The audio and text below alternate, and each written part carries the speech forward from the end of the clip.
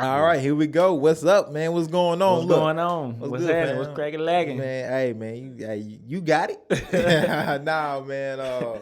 We got Terrance Adams, aka Tory Leone, my Moorish brother. He got Yes, the sir. fez. He Yes, rocking sir. the fez, Yes, man. sir. I'm really excited to get into this interview, man, and Me too. really talk about this blackness, white supremacy. Lost his cool real quick. Navigating all that, and just in what is being a Moor, what does that mean, and how does that affect black people, and how does that benefit black people, right? And so, man, we're gonna start off. You ready? Yeah, absolutely. Yeah, you know what I'm saying? Absolutely. We're gonna start off by just tell us a little bit about who you are, where you from, how you grew up, and then we'll dig in deep into all your, we'll get nosy. All right.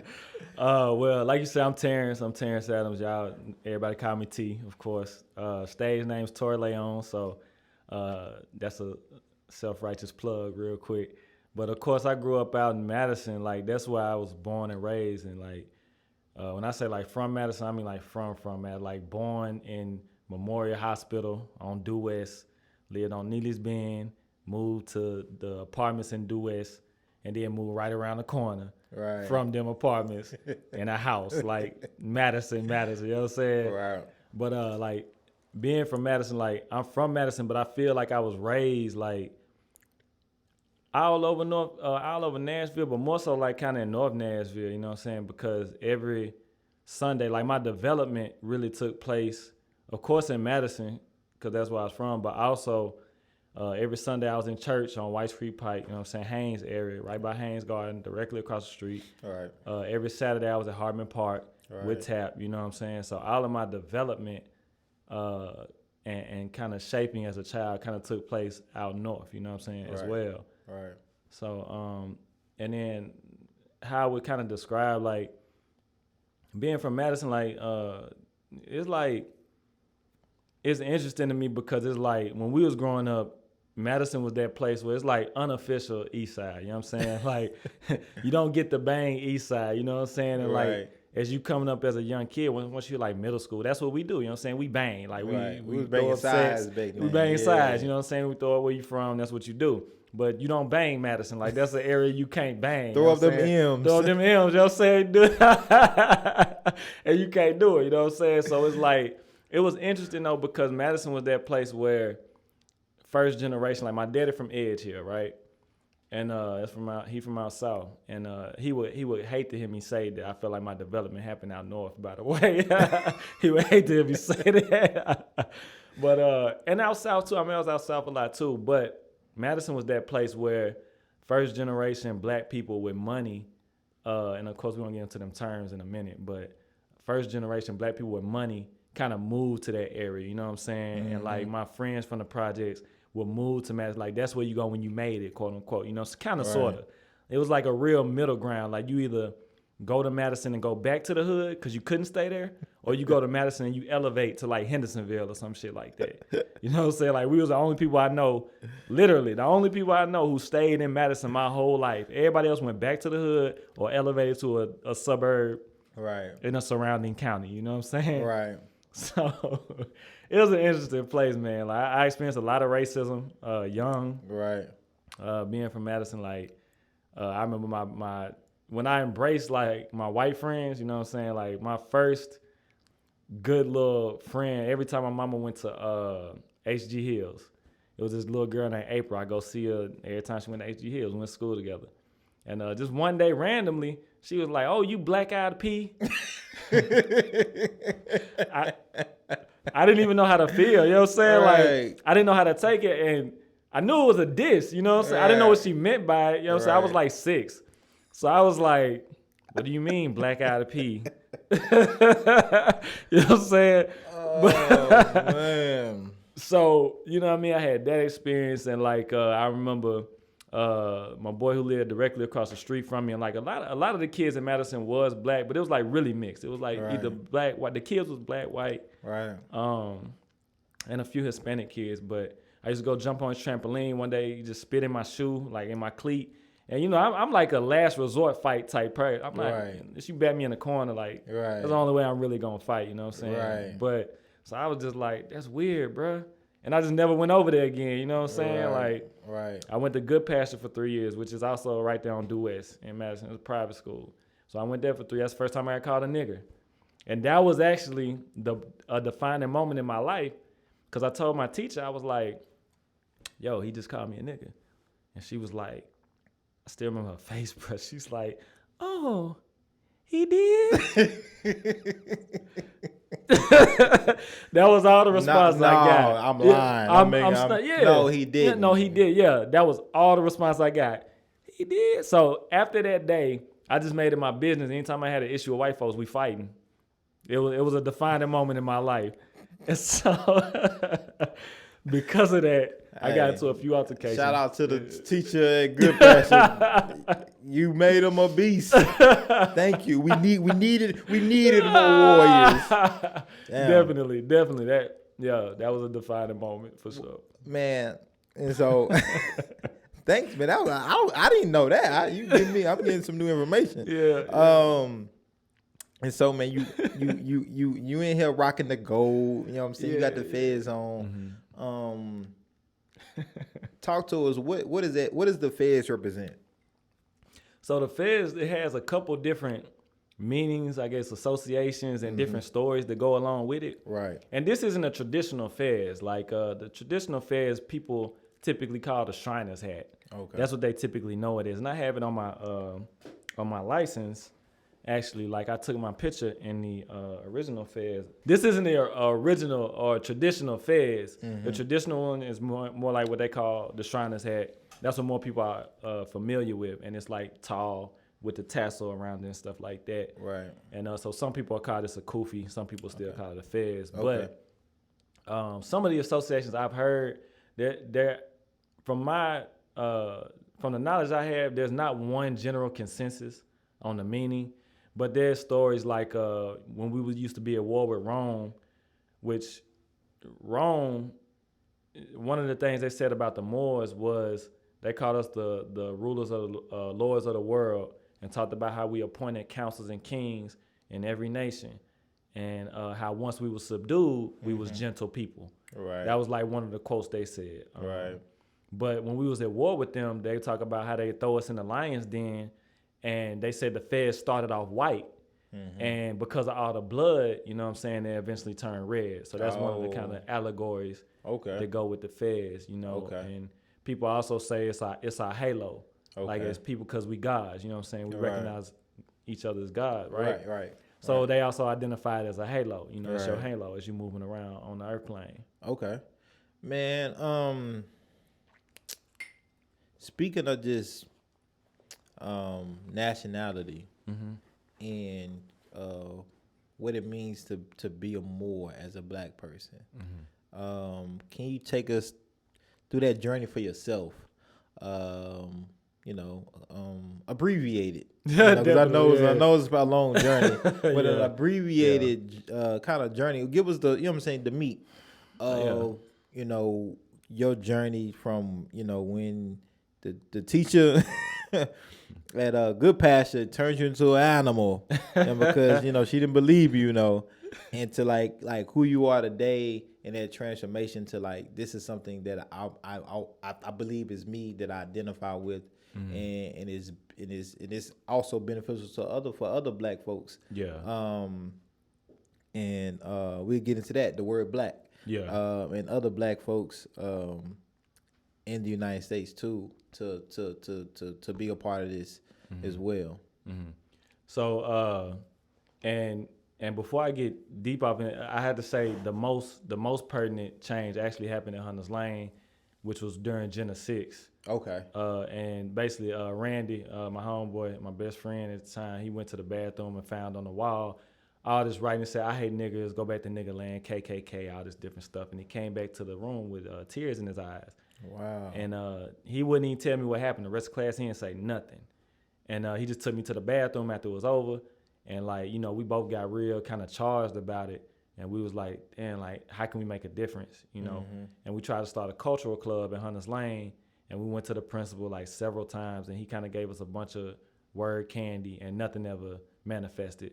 So from that, that's why when I got to MTSU, I still wanted to start Sankofa. Right. Like Sankofa kind of started in the summertime after that, and then took it to college, and of course, you know, Sankofa developed. And I think Sankofa, that was really break down for people who may not know what is Sankofa. And what does it stand for? What does it mean? Yeah, for sure. And it made me smile, of course. And so you just saying Sankofa and looking at you, man. Yeah. It just gonna make me smile, man. Kofa clan, for sure. Kofa clan, absolutely. So Sankofa, of course, is a Adinkra symbol, which an Adinkra symbol comes from the Akan tribe in West Africa, right? And the symbol means it's not taboo to go back and fetch what is lost. You know what I'm saying? So it's a symbol of a mythological bird flying forward while looking backward with an egg or a gem in its mouth representing the future, right? So it's just saying as you flying forward, use your past to build a better future. And, you know, of course, we started Sankofa at MTSU, and, you know, we did a lot of great things for Murfreesboro, I think, you know, and for MTSU. For sure. I think, and that was like really our organization at MTSU, and just what happened at Hunters Lane to learning about the Black Panthers and COINTELPRO, like all of that was a real pivotal era for me. And from that moment to starting Sankofa, I just knew that in order to know more about myself, I got to know more about my history. Right. And then I started learning about religion and how, you know, religion wasn't necessarily what I thought it was. So that principle of Sankofa really just stuck with me at that point. So I got to keep going back. Right. In order to build a better foundation for myself, I got to go back and understand what it was that we lost as a people. Right. So that kind of mindset just prepared me to continue to get knowledge, more and more knowledge about us as a culture, as a group of people. And so I was introduced to Noble Drew Ali, which was the founder of the Moor Science Temple, by Joe. Man, what's Joe's last name? I can't remember Joe's last name, but anyway. Joe Johnson? Joe Johnson, yeah. But Joe was in Sankofa after you left. Okay. And anyway, he introduced me to Noble Drew Ali, and he gave me this little paper about him, and he used to try and explain the Moors to me, and he had a Moorish flag in his room and stuff, but I never got it. I was like, I don't get it, bro. Like, it's a religion or what? Right. And it's like, that's what it seemed to me. It just seemed like a religion. So I was like, okay, it's an interesting little pamphlet, but this is a black dude that I never knew about, and he started a religion. Cool. And then, so I didn't really touch the Moors for another 3 to 4 years, maybe. Right. And my son's granddad on his mama's side ended up bringing it back up to me, and he was explaining it a little better. Or he was like, hey, watch this dude. I got a video. And the guy was breaking it down. Dude's name was Taj Tariq Bey. And it was this video called Keys. I still remember it. And that was really the beginning of like, damn, it might be something to this for real. Like, like I missed it the first time, but I'm getting where you're going with it now. Right. So that was kind of the beginning of understanding that it was deeper than I thought it was. And that's when I just went on a real deep dive, man. All I used to do every single day when I came home from work was watch hours and hours and hours and hours and hours and hours and hours and hours and hours and hours of lecture. Right. That's all I used to do. And take notes and look stuff up, and you know what I'm saying? That's all I'm doing. Right. For hours and days. And you know, it was a up and down journey because it's a lot of Moorish groups out there that are probably agents or act agent-like, right? Or they just parroting what they heard other people say, right? There's people who, I think as black people, we cling to the need for power because we feel powerless. You know what I'm saying? Right. And I know that was one of my things. So when I started to kind of learn what it was about, I wanted to believe everything they were saying. Right. So I almost got jammed up in some bad situations. Right. I got took to jail once, you know what I'm saying, behind just listening to what people were saying and applying it without researching the research. Yeah, you know what I'm saying? Like without my due diligence for sure. So So yeah, I almost joined a couple different groups, Right. but I realized that just wasn't for me. You know what I'm saying? Like that Right. wasn't. It's not about being Morris. It's not a group. You know what I'm Right. saying? It's just our DNA. It's just who Right. we are as a people. Right. The groups, some of the groups are beneficial, and not every group is bad. I don't want to make anybody think that, you know what I'm saying? And from the religious aspect, it has a lot of value in it. You know what I'm saying? I practiced the Islamism that Noble Drew Ali taught, and bro, I practiced that for about, I don't know, a year and a half or two, you know what I'm saying?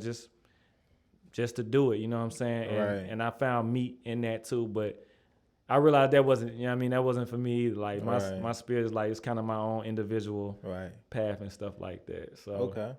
So on that path now, and you then went through your journey, you then kind of figured out like your own identity of what it means to be a Moor after doing all the research and going through the bumps and hurdles and going through that. I hope I ain't on a BIE list somewhere right now. What with that journey, how impactful has being a Moor and identifying with what a Moor is in your DNA has helped you navigate this reality that we have as black people and as black men in the United States? Honestly, I wouldn't say it's helped me. I wouldn't say it's helped me.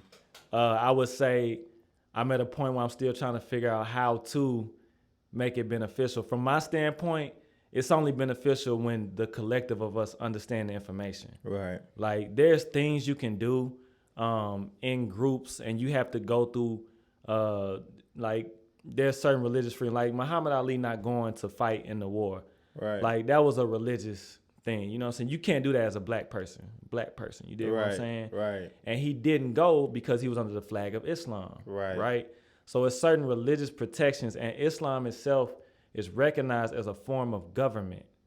Okay. So when you talk about, they call it Muslim law. So Muslim law is an autonomous form of government distinct from the religion. Okay. So it's two totally different things. It's influenced by the religion, but it's distinct from the religion. Okay. So you have certain rights and protections under Muslim law. Okay. You have certain rights and protections that come under nationality, mainly Article 6, the supremacy clause. But all of this stuff is stuff that you have to go through particular venues and lanes and do paperwork, and you have to do everything in a sequential manner, in the proper order. And it might be beneficial for an individual and his or her group, right? You know what I'm saying? You can do that, but that's not my goal personally. My goal is to help the whole, you know what I'm saying? The whole thing, the whole shebang. Right. And so to me, it's more about exposing what has been hidden or forgot or lost, because when you bring it to light, you can't hide from it no more. You know what I'm saying? When you got, how many so-called black people, is it 40 million or something like that? Something like that. When you got 20 million black people saying we ain't black, we Moors, and we know that, and we know it's owed to us, you can't hide it no more. Right. So for people who may not understand the benefit or if the collective, right? If we stop calling each other black, right? We just stop that today and say, okay, I'm not identifying as the word, a color, right, of black, and said, okay, I'm a Moor. What does that mean? What does that do for us? All right. So first you got to understand what a Moor is, right? We got to talk about what a Moor is. So when you talk about definitively what a Moor is, I think people forget, black people have a tendency to be like, just like with nigga. No, we changed the definition. No, you didn't. Right. Because in the dictionary, it still say what it say. Right. You know what I'm saying? Like maybe still define how it's defined. It's still defined how it's defined. So we had this tendency to go off of emotions and be like, I feel that don't matter. Right. In the court of law, your feelings don't matter. Right. Right? So legally and historically, what the term Moor means is, one, a person who's under the law or government of Islam. So it don't matter what your particular religion is. Could care less. I'm not a Muslim in a religious term. Like when people think about what a Muslim is, I'm not a Muslim. Right. So it's about being under the protection of Muslim law, regardless of your religion. That's one. Second definition is a Moroccan, right? So when you talk about the Moroccan Empire, people got to understand about the Songhai Empire, which was the largest empire in Africa, stretched from Cameroon in the south to Senegambia in the west, all the way to basically Morocco in the north. So Morocco invaded that area and took over all of Songhai. So when Morocco took over Songhai, that whole area became part of the Moorish Empire, specifically the Moroccan Empire. Okay. Now, when you talk about specifically United States history dealing with black people, right? They say Jamestown was founded in 1607 or whatever, right? So when America was founded, the place that they were picking these slaves up from was the Moroccan Empire. Okay. All of West Africa, where they was going, West Central Africa, majority of it, like the vast majority. You know what I'm saying? There's only a teach that wasn't under the Moorish flag at that time. And if they wasn't under the Moorish flag, they probably was under the Islam flag. But it was some that wasn't. It was some that wasn't under neither. You know what I'm saying? Right. But from a dominant standpoint, we was all under the Moroccan flag. Okay. So saying that to say, the reason this will be beneficial is, and there were like, and I wanna point that out too, because I think black people get so caught up in the detail. Like you had so many black people who's like, well, we was fighting against Islam, or we wasn't really with Morocco and shit like that. And it's true. Right. But we're not talking about that. Right. We're talking about what's gonna benefit us as a people. Right. So fuck all that. You know what I'm saying? We're talking about what empire did you come from? Because they try and marginalize and be like, what tribe did you come from? Right. Yeah, especially white people. Well, my ancestors was from the Spanish Empire.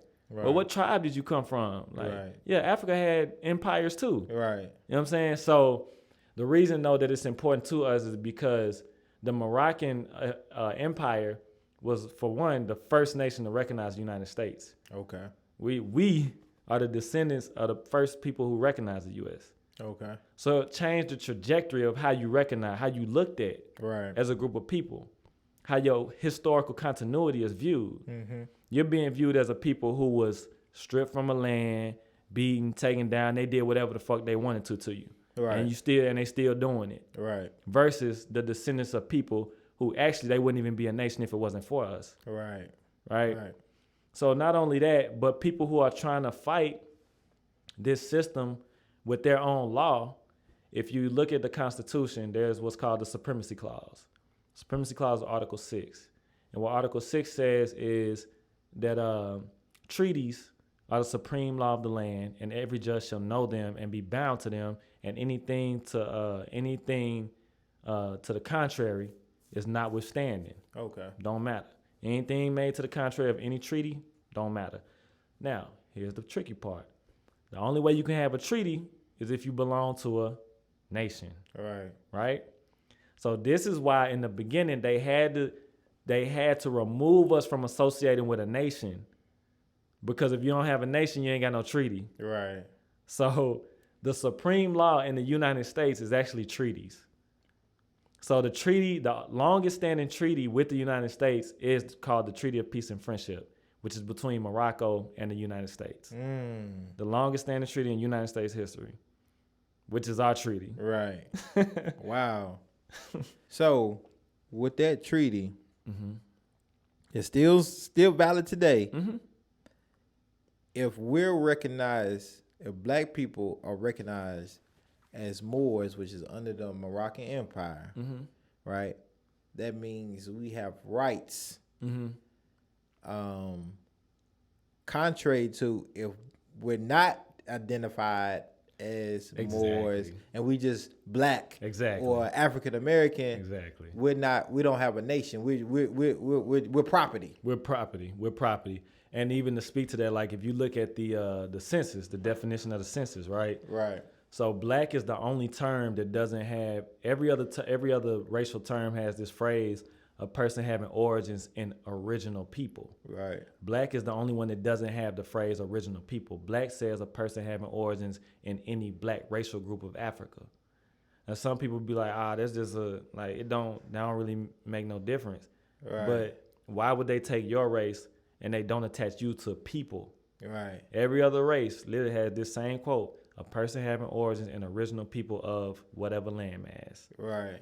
Black is the only one. And then it tells you in the definition of race that race is not it has nothing to do with your background, your identity. Right. It's just made up. Like it tells you what race is. So it says in these 5 races that you can select, black has its origins in black racial groups. So it's calling you a race twice. Right. You don't have a nation. You don't have a ancestry. Right. You just exist.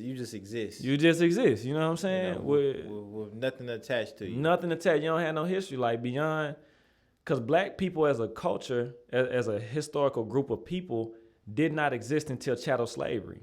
Right. There was no such thing as black people as a group of people until chattel slavery. Right. You know what I'm saying? Right. Do you think will we ever as a majority of people in this country be able to get on board with identifying, understanding our identity outside of a color? Or is it just like it's too late? Like we indoctrinated with this blackness, and I don't know. I struggle with that every day. Like I'd be like, damn, do I even want to continue this fight? Like, you know what I'm saying? Like, it's so much. And like, that's why these conversations are necessary, because you can't really have this kind of dialogue one-on-one. You like, or not that you can't have it one-on-one, but it's hard to delve this deep, you know what I'm saying, in a casual setting. You know what I'm saying? You just seen as the guy who trying to do too much. Right. You know what I'm saying? So you got to try and throw little nuggets here and there and, you know, see who's biting, and if they biting, you continue to drop. You know what I'm saying? So it's a long, drawn-out process unless you have stuff like this from genuine people who not just trying to get people's money, get them to join a group. You know what I'm saying? Because it's power in numbers, true enough. But this ain't a group thing. This ain't about joining my group and giving me some money. This ain't about that. You know what I'm saying? Like, right. With your journey in identifying as a Moor, and you know, probably having to tell people, hey, don't call me black, and you know, all that type of stuff, right? Yeah. All that type of stuff. I'm not black, I'm a Moor, right? Have you faced any challenges, or what have been the challenges you faced, like personally, and like maybe just within the system that we live in? So I recently stopped doing that because I feel like, for the same reason I started using nigga again. You know, I didn't use nigga for a long time. Yeah. And I feel like it's just hard, man. Like, I'm just trying to personally figure out how to navigate this thing, man. Like through my daily life, because you get alienated, you get seen in a certain way, you get boxed, we really don't want him. Like, he cool as a person, but like, he kind of weird. You know what I'm saying? Like, you go through all that, and then you have some people who do flock to you, you know what I'm saying, because they're yearning for that knowledge and that information. And then you have some people kind of put almost like a God complex on you, you know what I'm saying? We are all God, but we all God, you know what I'm saying? Not me, we, you know what I'm saying? Like, so don't look at me like I'm something that you not, you know what I'm saying? So some people give you that kind of complex, and then some people just genuinely looking for the knowledge, and then the majority of people are kind of like, he weird, or like, oh, that's interesting that you know that, you know what I'm saying? Like, but anyway, you know what I'm saying? Like, back to getting this money. You know what I'm saying? So it just kind of puts you in it's just an awkward kind of boxing situation. And I just kind of now, like, because I was real loud with it, you know what I'm saying? They're like, don't call me black. Right. And I think that's a bad way to explain it. Like, I think I was doing that thing where you repeat what people say. And I think a better way to say it is like, what is black? Right. Like, what does that mean? Right. You know what I'm saying? Like, to get a person thinking in that way. Right. Because, I mean, what would you say black means? You know what I'm saying? Like, well, in a definitive term. Because I would go back to like trying to break down like what our culture is, right? Black means being this way or being that way. Got you. Like associating like maybe actions, almost like a verb. Verb, verb. Yeah, like a verb. Putting like it's a verb pretty much. Yeah. Yeah, Yeah. like because outside of like it being a color, right? Right. Like it's a verb. It's a verb. You know what I'm saying? It's what we Right. do, right? Right. It's nothing. Like yeah, like especially if you're talking about historically, like and like legally, it's nothing it's nothing like tangible. There's nothing tangible, right? That attaches that we know of though, right? You know what I'm saying? With the word black. With the word black, but definitively, right? So black, you say like, what is black? This is why I would ask, like, what is black? Black is a nigga. Everybody know that. You know what I'm saying? Black is a nigga. But what is a nigga? You know what I'm saying? You talking about a Negro or a nigger? Right. Because that's where they come from. One of them two words. You talking about black come from Negro, right? So when you talk about what Negro is, then you get into the etymology of a Negro. Negro literally means Moor. Literally. Not figuratively, not, you know what I'm saying? Like, it literally means Moor. Nigger. With an E or without the E? Negro. Okay. Negro. I'm talking about but more.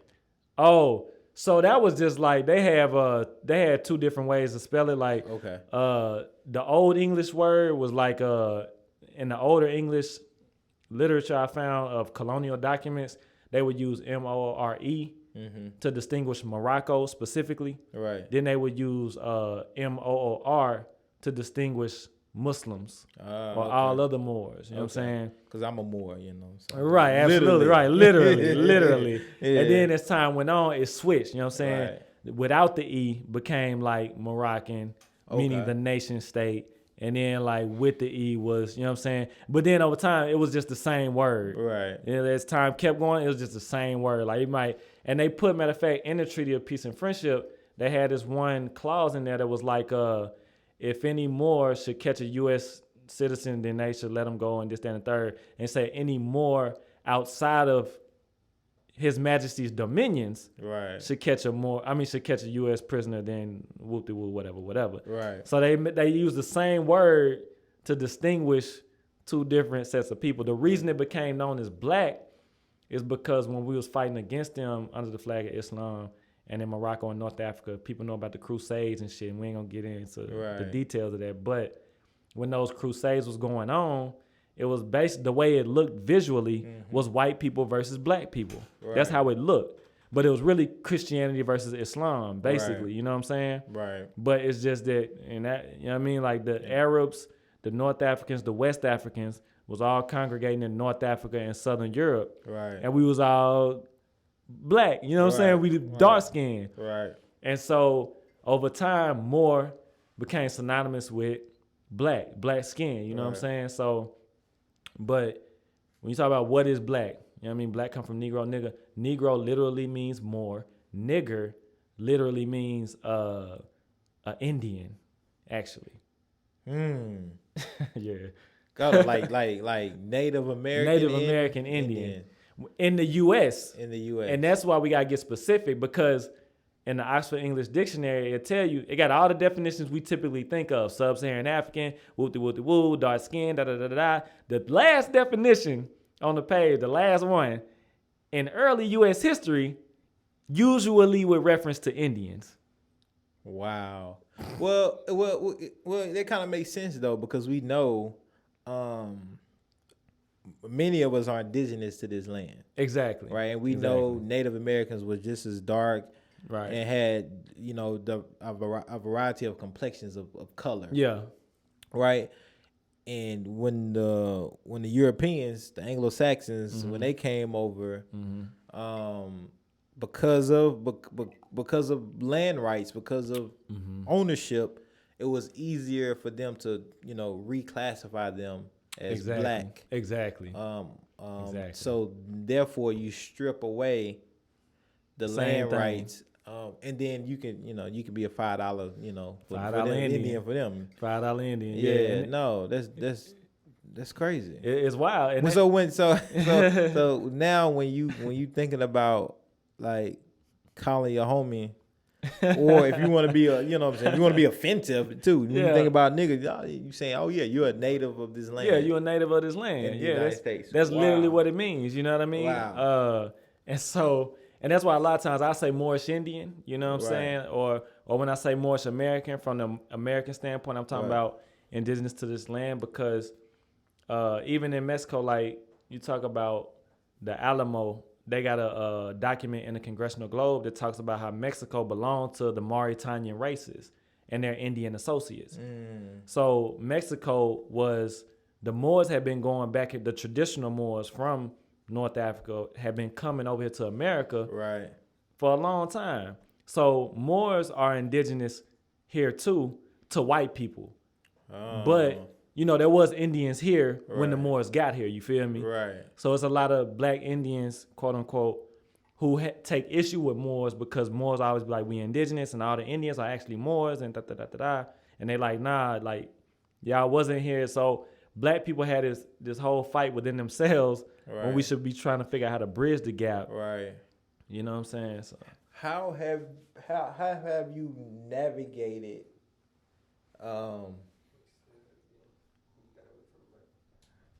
hey nigga, don't ever stop me. Don't ever stop me. Don't ever stop me. How have you been able to navigate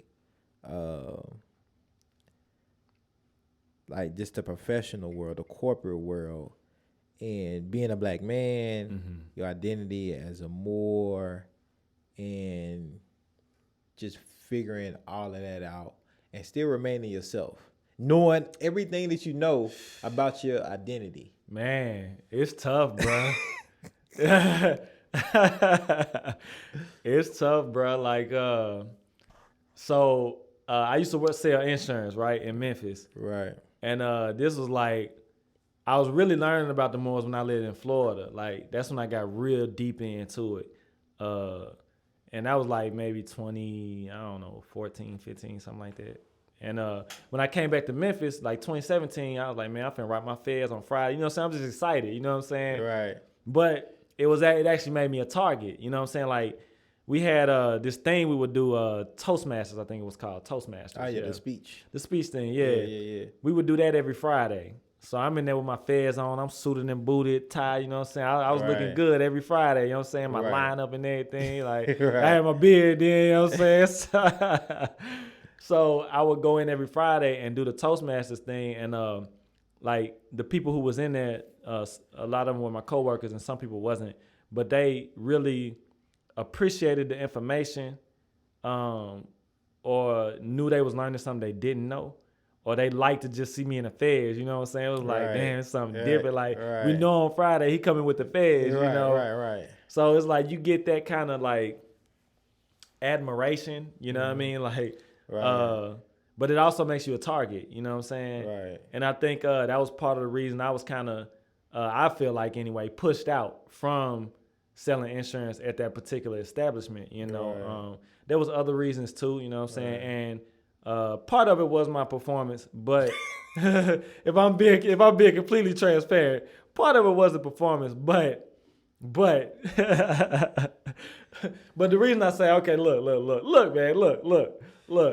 Hold on, right. No. That's not the way you start. I didn't start it that way. You don't blame. You don't blame an establishment and then say, "Well, I really wasn't good at my job." No, I ain't saying that. What I'm saying, all right, check this out. You have an insurance office, right? You have a representative. This how they had it set up. You got 2 reps. Hey, man, listen. I'm listening to you, man. I'm listening. You got 2 reps who have associates who work for them, right? They supposed to go out and generate leads for them. Okay. So on the other side, they got all women, right? All women. Right. So every day they all rotate calls. Everybody who call in, they pick up the phone, they sell them the insurance, whatever. Woo. On our team, it's the rep, right, his sister-in-law, her best friend from college, me, and then another dude who got hired after me. The way our phones went was he get all the calls. Right. If he miss it go to his sister-in-law. If she miss it go to her best friend. If all of them miss it, then it come to me. Right. If all 4 of us miss it, then it go to him. Right. Now, me and him was expected to go out and just get leads some kind of way. Right. We the only ones in the office right, who expected to do this for some reason. Right. The other girls was the same position as us, but we supposed to go out and go find them. Just make them appear. Right. And we supposed to have the same amount of leads every single week. Right. So on the other team, they getting it consistent. They got 9, 10, 12 leads. We don't supposed to get 4. Me and him struggling bad. You know what I'm saying? And I made it worse for me because I was in Memphis at the time, and I'm on my business card with my feds on and shit. This the South, man. This the deep South. You know what I'm saying? Like, they not trying to see that. Like, I'm showing up with a hand on my business. Hey, man, give me a card. They're like, oh, yeah, no problem. I ain't have my feds on when they look at me in person. They look at the card. Whoa. He's a Muslim.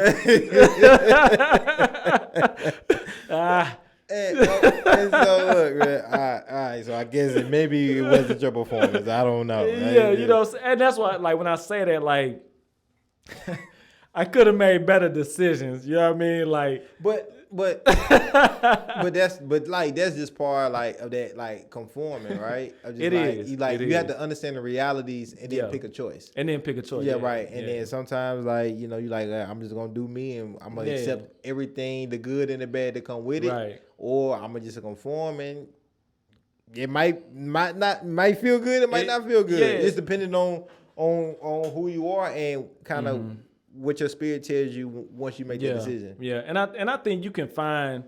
I think I wasn't creative enough. All right.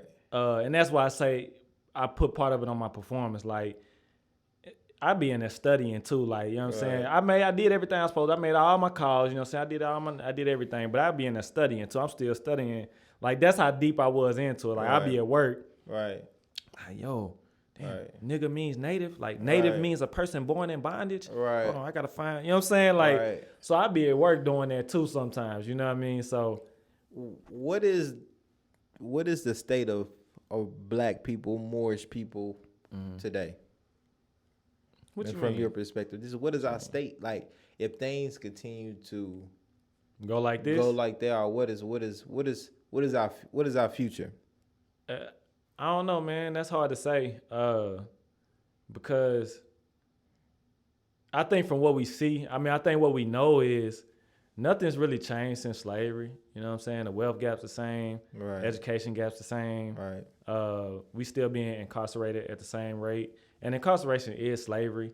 Right. You know what I'm saying? It says that slavery should be abolished except for punishment of a crime. Right. So that means slavery still exists in form of punishment of a crime. So we're still being enslaved at the same rate. Right. You know what I'm saying? They still making money off us at the same. So nothing's really changed. And I think the fact that we think shit is changing is a problem.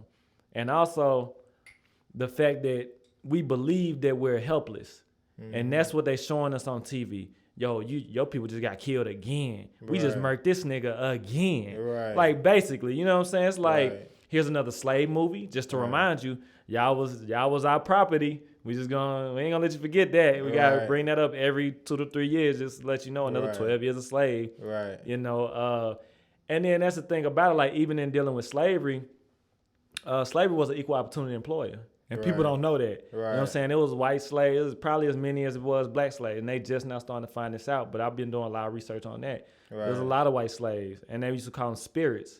When they go to like Europe and England and stuff, they say the spirits will come and take the kids. And they would tell their parents, we're going to indenture them. Like, we're going to make them, and then they can work it out, whatever, woo. And they make them slaves.